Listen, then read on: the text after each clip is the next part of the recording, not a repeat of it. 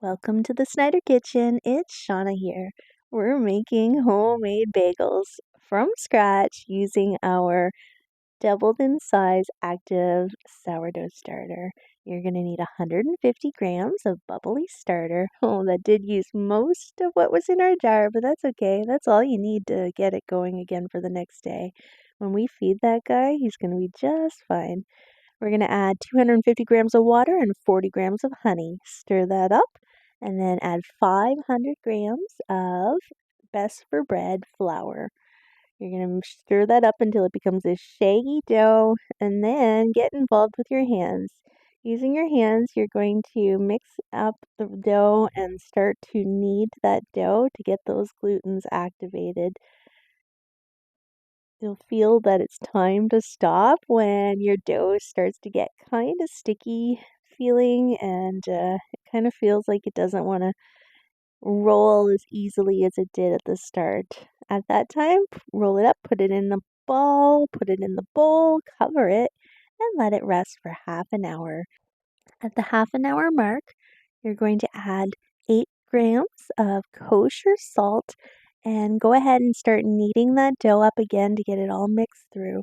I like to use a mortar and pestle to grind up my kosher salt so that it's kind of fine and it kind of spreads very evenly throughout my dough, but that's up to you.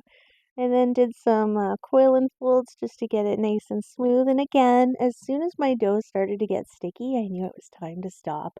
I let this dough rest overnight in my fridge until it doubled in size. Divide your dough up into 8 even portions. You're going to do some folding and rolling just like you would make a regular loaf of sourdough bread. And then you're just going to punch a hole in the middle. It's pretty easy. Actually, I'm kind of buttoned, but I had to use a glove on my hand because I had cut my thumb this morning. You never appreciate your hands more than when you don't have them to use. You're going to let those bagels rest for roughly a half an hour to an hour, and then we're going to add them to a pot of boiling water that we've added 1 tablespoon of sugar and a sprinkling of salt. Boil them for 1 minute, just flipping them along the way to make sure that they're getting evenly cooked. Once they have been boiling for a minute, you're going to transfer them out onto a paper towel lined tray just to dab off some of that excess water and go ahead and take advantage of that wet top and add some seasoning. We are choosing to top our bagels with the classic everything but the bagel seasoning. Don't be stingy. Add lots because you know you're going to appreciate it and you know a lot of it's going to actually fall off as you go ahead and bake and transfer it to the trays.